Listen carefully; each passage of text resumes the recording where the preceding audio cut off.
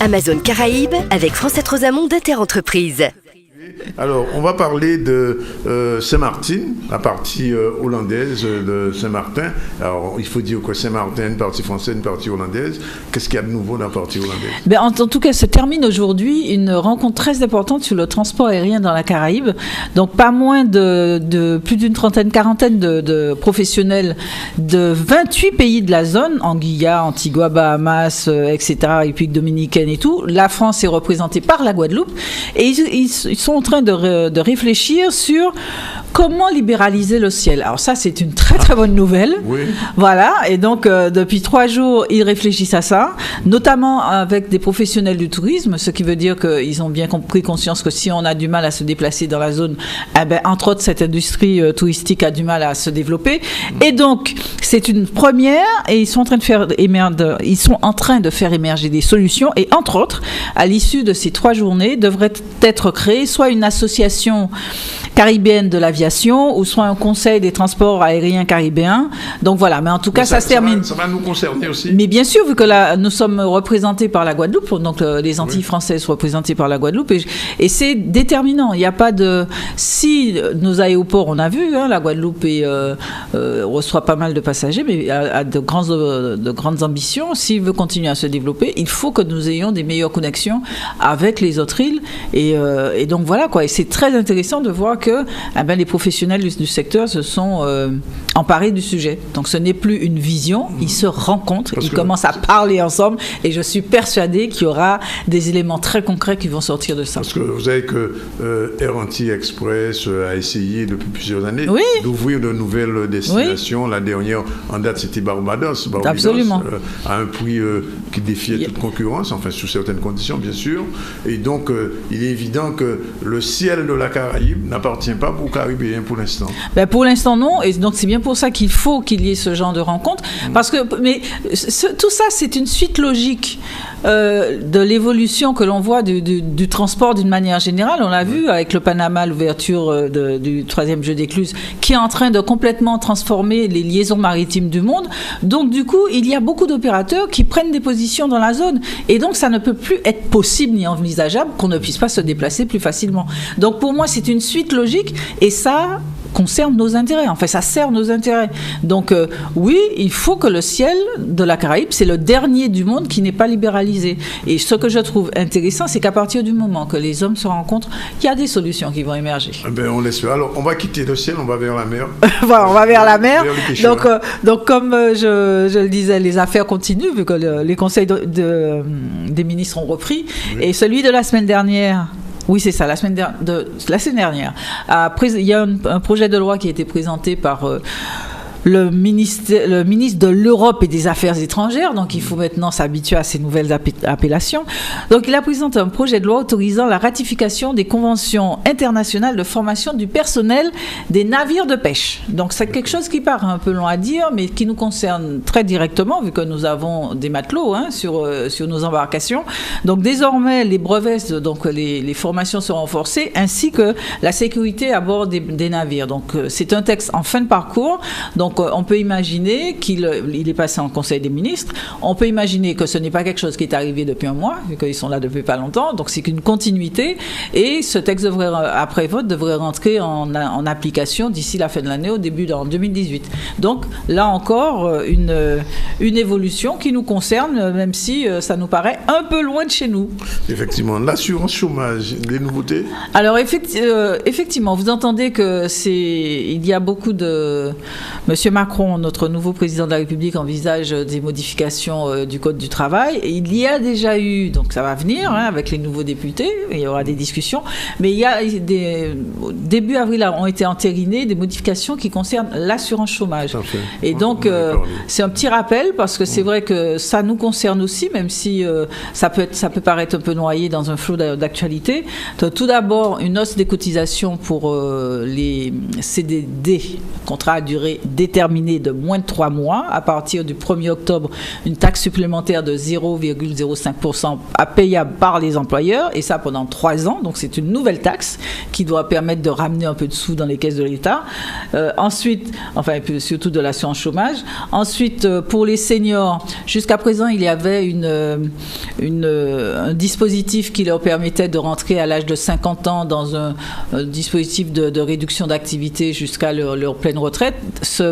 L'âge d'entrée dans ce nouveau dispositif n'est plus 50 ans, mais 55 ans, de manière à ce que il y ait un peu qu'il y ait un peu moins de personnes, et puis un peu plus de gens de 50 ans en activité. Oui. Et pour le temps que tout ça soit mis en place, il y a, pour ceux qui ont entre 50 et 55 ans, il est prévu des sorties par palier de manière à ce que le nouveau dispositif soit en pleine activité d'ici 2017. 2017, à la fin de l'année, en novembre. Pour les cadres, en novembre, exactement. Ensuite, pour les cadres, de nouvelles règles là aussi.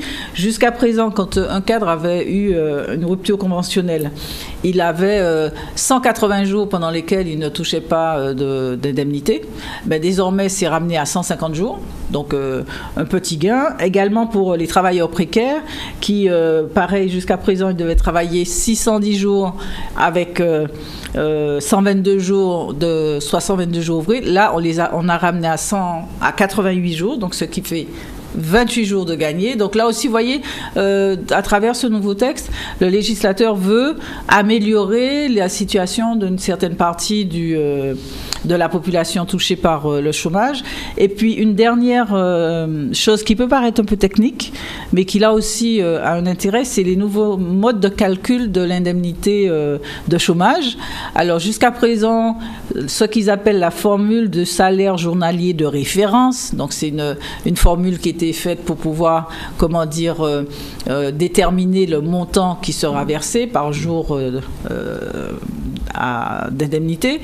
Cette formule a été modifiée parce qu'ils se sont rendus compte que pour les personnes ayant des contrats longs qui se retrouvent au chômage, cette formule était moins favorable que pour les personnes ayant des CDD. Donc là aussi, ils ont revu le calcul, etc. Et normalement, tout le monde est à égalité. Donc tout ça rentre en ligne de compte à partir du 1er novembre. Donc c'est nouveau dispositif de manière à mettre un peu plus d'égalité dans ce qui concerne les indemnités d'assurance chômage. Alors, juste un petit mot quand même, puisque il y a on peut dire un chef d'entreprise martiniquais important qui est décédé. Oui. Roger de Jaham, 2 petits mots sur lui. Effectivement, M. Roger de Jaham, c'était quelqu'un qui était dans le paysage depuis longtemps. Il a été à la Chambre de commerce. Il a par exemple participé à la mise en place du marché unique antillais. Il a travaillé sur ce marché qui pour l'instant n'est toujours pas sorti de terre. Enfin, il existe le papier, mais on a un peu de mal à le faire vivre. Il a aussi participé au lancement de Made in Expo, qui est une opération emblématique qui présente les produits locaux mis en valeur, etc.